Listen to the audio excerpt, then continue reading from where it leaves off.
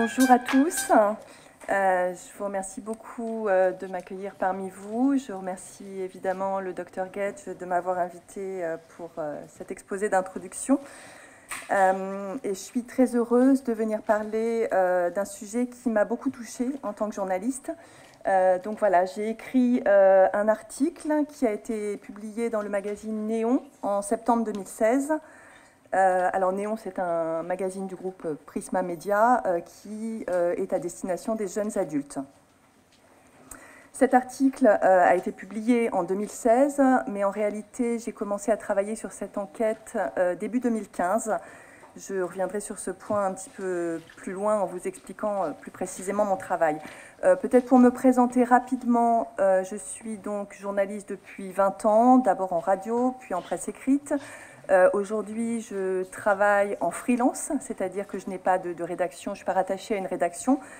Je collabore à plusieurs titres de la presse nationale et une partie de mon travail consiste à chercher des sujets moi-même et donc à effectuer une veille et des recherches pour essayer de trouver le sujet original, c'est-à-dire celui que tous mes confrères ne vont pas avoir proposé. Donc depuis plusieurs années, je me suis spécialisée dans les thématiques qui touchent à l'éducation, à l'enfance, à l'adolescence, à la fois d'un point de vue scientifique et social. Je m'intéresse notamment aux enfants dits atypiques, autistes, surdoués, 10, aux questions de phobie scolaire, de refus scolaire, et plus généralement, je m'interroge beaucoup sur cette adaptation au moule, entre guillemets, sociétal dans lequel chacun est censé se fondre. Parallèlement, je travaille aussi sur les neurosciences et le fonctionnement du cerveau. Donc c'est un domaine qui a beaucoup évolué ces dernières années, notamment sur le cerveau de l'adolescent, puisqu'on sait maintenant que le cerveau de l'adolescent se développe bien plus longuement que ce qu'on avait cru longtemps, aux environs de 22-25 ans. Alors, comment en suis-je arrivée à m'intéresser à ces jeunes reclus ?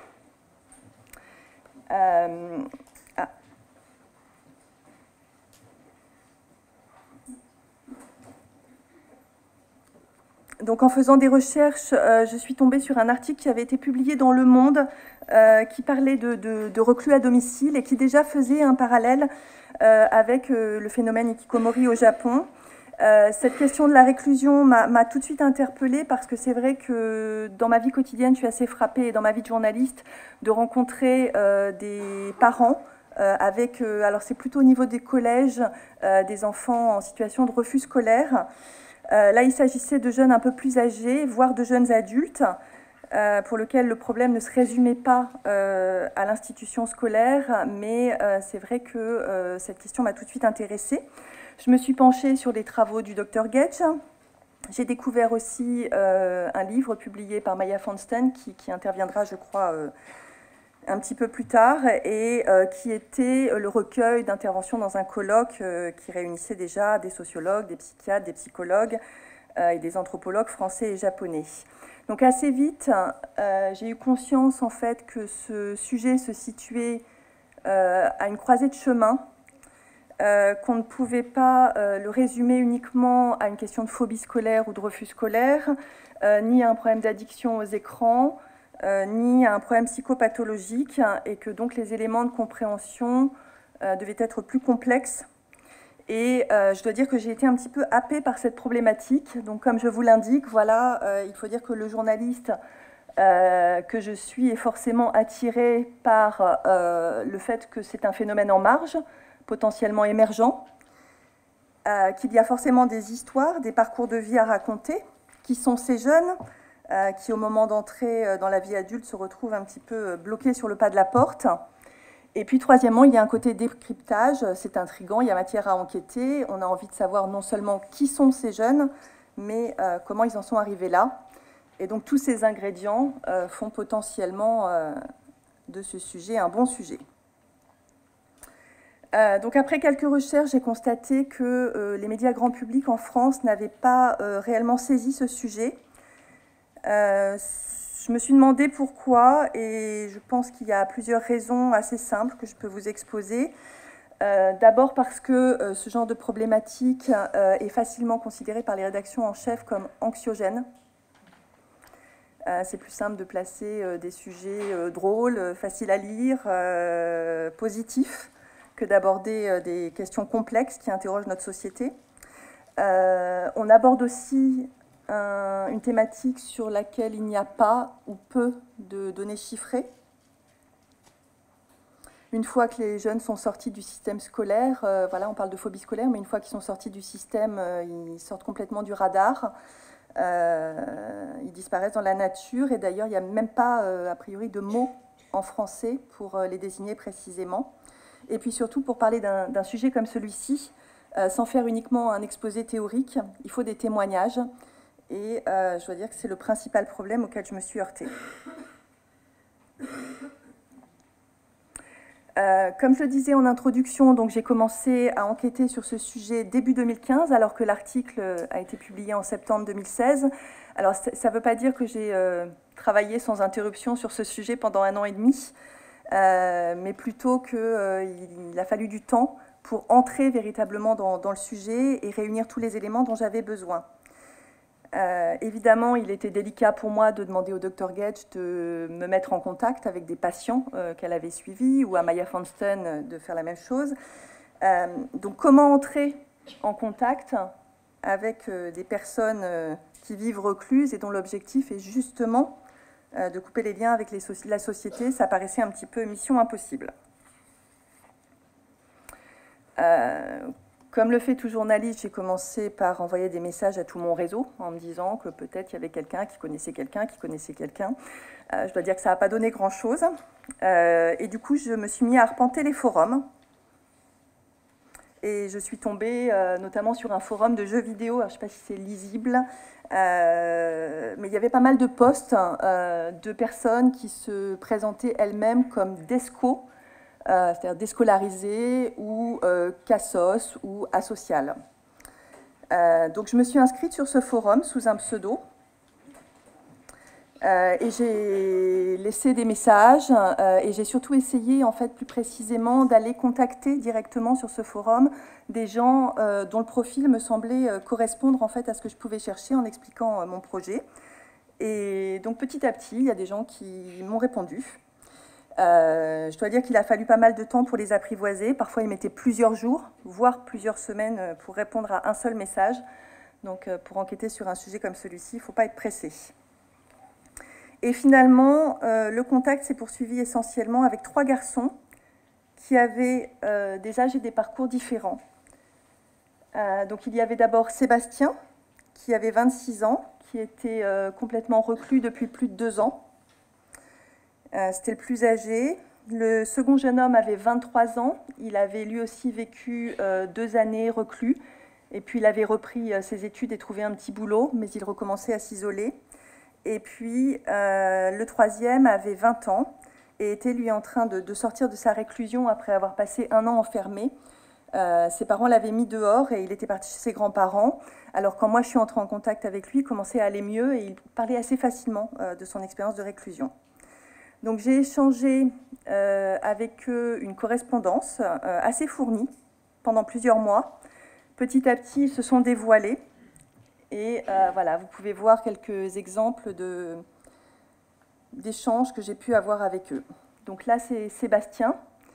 Alors pour expliquer sa claustration, Sébastien m'a surtout mis en avant sa difficulté à assumer son physique, qu'il trouvait particulièrement disgracieux, les moqueries dont il avait fait l'objet quand il était plus jeune, et puis aussi sa timidité, sa peur des autres.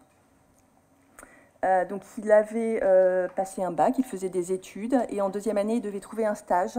Et au moment d'aller à ce stage, il n'a pas réussi, et il a préféré se réfugier dans ce qu'il appelle à la fin de ce texte son rôle de spectateur. Donc c'est un garçon qui vit seul avec sa mère. Ses parents ont divorcé quand il avait 6 ans. Alors, il avait un frère, mais il n'a absolument pas voulu m'en parler. Là, c'est Romain qui, lui, m'a notamment envoyé une photo de sa chambre. Donc, lui était dans une situation plus paradoxale, puisqu'il avait un petit boulot dans la blanchisserie d'un hôpital. Mais en fait, personne n'était au courant qu'en dehors des heures passées dans ce petit boulot, il vivait complètement reclus chez lui. Sa réclusion s'était faite en 2 temps. D'abord à la suite d'un problème d'orientation et de harcèlement scolaire. Et puis, il avait réussi à reprendre ses études, mais il n'a pas réussi à poursuivre par peur de l'échec, disait-il. Alors Romain, en fait, c'est pas son vrai nom. Il m'a demandé à ce qu'on modifie son nom, mais je continuerai à l'appeler comme ça. Donc sa réclusion s'était faite en 2 temps. Donc lui vivait avec ses 2 parents. Son père était en incapacité de travail et il est enfant unique. Et puis donc c'est surtout avec le 3e, Cyril, que le dialogue a été le plus intense. Donc Cyril, c'est un jeune garçon de 20 ans qui vivait avec ses parents, un père chef d'entreprise, une mère commerciale. Il a un frère plus âgé, mais qui ne vivait plus à la maison, et donc il était resté 1 an, pratiquement, sans sortir de chez lui, le blocage étant intervenu au cours de son année de terminale, où il préparait un bac en production graphique. Alors voilà comment il m'a présenté les choses.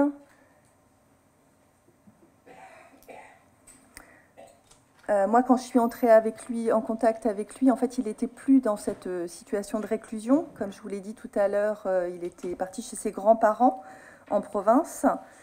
Il commençait à aller mieux, il avait envie de parler et il faisait de la musique, notamment. Et c'était un moyen pour lui, en fait, de s'exprimer et de sortir de son isolement intérieur. Alors, évidemment, c'est difficile de résumer ce matin en quelques phrases tous ces échanges qui se sont étalés sur plusieurs mois. J'ai élaboré des questionnaires assez longs, à la fois pour essayer de bien comprendre la situation de chacun de ces jeunes, un certain nombre de choses, et aussi recouper en fait, des éléments qu'ils pouvaient me donner dans un souci de véracité. Je ne sais pas si vous arrivez à lire, mais c'est surtout pour vous montrer vraiment que la liste des questions était assez fournie et qu'elle s'est allongée au fur et à mesure du temps. Au bout de plusieurs mois, il y a eu un cap, puisque Cyril a accepté un échange téléphonique. Et puis début 2016, une deuxième étape, puisque pratiquement 1 an après notre prise de contact, il a accepté une rencontre. Il était revenu chez ses parents en banlieue parisienne, et donc je suis allée à sa rencontre. Alors j'ai pas pu rentrer chez lui, sa maman n'a pas voulu me laisser rentrer, mais nous sommes allés dans un café. C'était assez surprenant, je dois dire que je m'attendais à être face à quelqu'un d'un peu introverti, effacé, un peu torturé, et c'était pas du tout ça. Je me suis retrouvée face à un jeune homme comme tous les autres. On a parlé pendant plus d'1 heure. Il avait beaucoup de mal à expliquer ce qui s'était passé. Par contre, il avait plein de projets et il était assez intrigué de découvrir l'article. Donc, finalement, l'article, comme je vous l'ai dit, a été publié dans le magazine Néon. Il fallait voir comment j'allais articuler ce récit, puisque j'avais d'un côté 3 témoignages et de l'autre des éclairages du Dr Gage, de Maya Fahnston. Et la question était de relier en fait ces éléments les uns aux autres, puisque le journaliste n'est ni psychiatre, ni sociologue. Donc il ne m'appartenait pas en fait de pouvoir classer les jeunes que j'avais rencontrés dans la catégorie hikikomori, pas plus que je n'étais capable d'établir s'ils souffraient ou non d'une pathologie psychiatrique associée à leur isolement. Et évidemment, je ne pouvais pas demander non plus au Dr Gage de poser un diagnostic sur des patients qu'elle n'avait pas rencontrés. Donc on a pris le parti en fait de raconter le parcours des témoins que j'avais rencontrés en intégrant des éléments d'analyse, mais sans véritablement trancher sur la question de savoir si on pouvait véritablement parler d'un phénomène hikikomori en France. Voilà, moi j'ai rencontré des jeunes en retrait social. Et puis on a expliqué à la fin, dans un encadré, ce qu'était le phénomène nommé hikikomori au Japon. Alors, quels enseignements j'ai pu tirer de cette enquête?